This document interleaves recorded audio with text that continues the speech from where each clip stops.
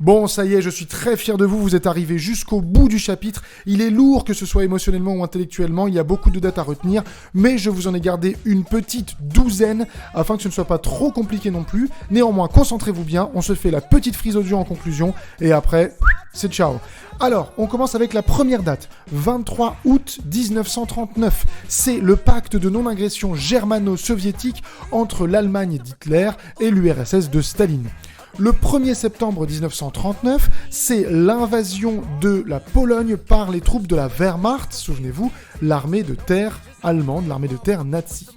Le 7 décembre 1941, c'est l'attaque de Pearl Harbor, c'est l'attaque de l'aviation japonaise sur la base navale de Pearl Harbor, la base navale états-unienne située à Hawaï.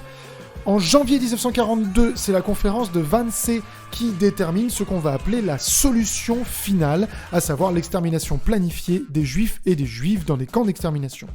Entre le 17 juillet 1942 et le 2 février 1943, c'est la bataille de Stalingrad qui marque le tournant de la guerre, car c'est la première grosse défaite nazie de la Seconde Guerre mondiale qui en annonce d'autres et qui ne sent pas très bon pour les nazis.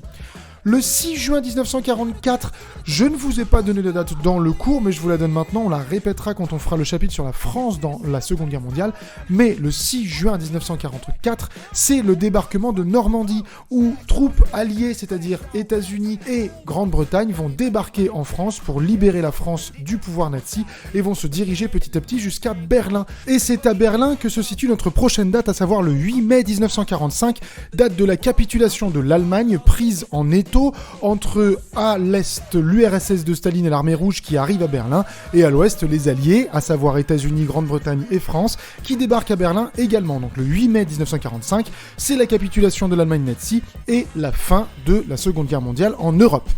Le 26 juin 1945, il y a la création de l'ONU, l'Organisation des Nations Unies, qui est une organisation regroupant l'ensemble des pays du monde et prenant des décisions afin de garantir la paix dans le monde et l'équilibre des relations internationales. Le 6 août 1945, c'est le bombardement états-unien sur la ville japonaise d'Hiroshima, suivi 3 jours plus tard, le 9 août 1945, du bombardement états-unien sur la ville de Nagasaki.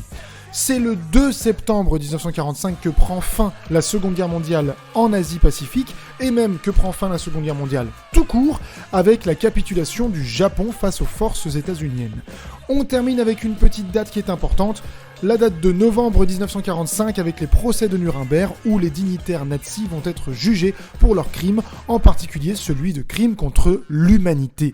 Écoutez, j'espère que vous avez pris autant de plaisir à écouter ces audios que moi à les enregistrer, même si émotionnellement c'est pas toujours facile et que c'est une période qui est assez compliquée.